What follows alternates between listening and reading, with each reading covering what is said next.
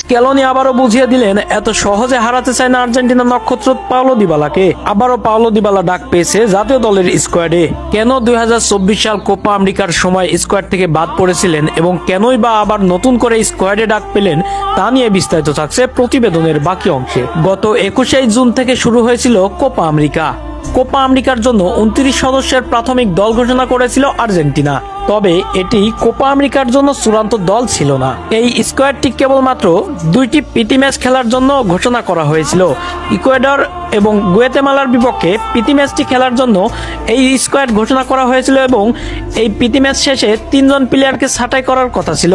এরপর ল্যাটিন আমেরিকার সবথেকে বড় ফুটবল প্রতিযোগিতার জন্য 26 সদস্যের চূড়ান্ত স্কোয়াড ঘোষণা করা হয়। সেখানে অনেক খোঁজাখুঁজি করার পরেও দেখা যায় না পাওলো দিবালার নাম। তখনই বোঝা গেল পুরো বিশ্বকে হতাশ করলো স্ক্যালোনি। এই বিশ্বকাপ জয়ী প্লেয়ারটিকে রাখেনি কোপা আমেরিকার স্কোয়াডে। এতে করে হতাশ হয়েছেন অনেক আর্জেন্টাইন ভক্ত। তবে ভক্তদের মনে এখনো একটাই প্রশ্ন, কেন নেই পাওলো দিবালা স্কোয়াডে? তবে অনেকেই আন্দাজ করছিলেন তার ফর্ম খারাপ, এই কারণে তাকে রাখা হয়নি কোপা আমেরিকার স্কোয়াডে। কিন্তু আসলে সেটা নয়। কোপার স্কোয়াড ঘোষণা করার 1 মাস আগে রোমায় একটি ম্যাচ খেলতে যায়।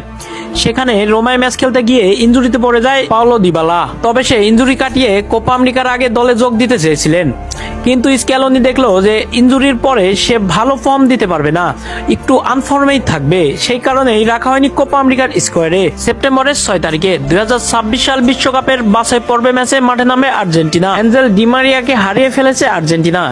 তো এই কারণেই ডি মারিয়ার জায়গায় পাওলো দিবালাকে জায়গা দেওয়ার জন্য স্ক্যালোনি অনুরোধ করেছে। দিবালা প্রথমে অস্বস্তি বোধ করলেও স্ক্যালোনির কথা সে ফেলতে পারেনি। সে সম্মতি দিয়েছে সে জাতীয় দলে আবার ফিরবে। তবে বোঝা গেল দিবালা কোপা আমেরিকার স্কোয়াড থেকে বাদ দেওয়ার জন্য অনেকটাই রাগ করেছিল দিবালা। তো দর্শক, দিবালার জাতীয় দলে ফেরা নিয়ে কোনো কিছু বলতে চাইলে কমেন্ট বক্সে বলতে পারেন।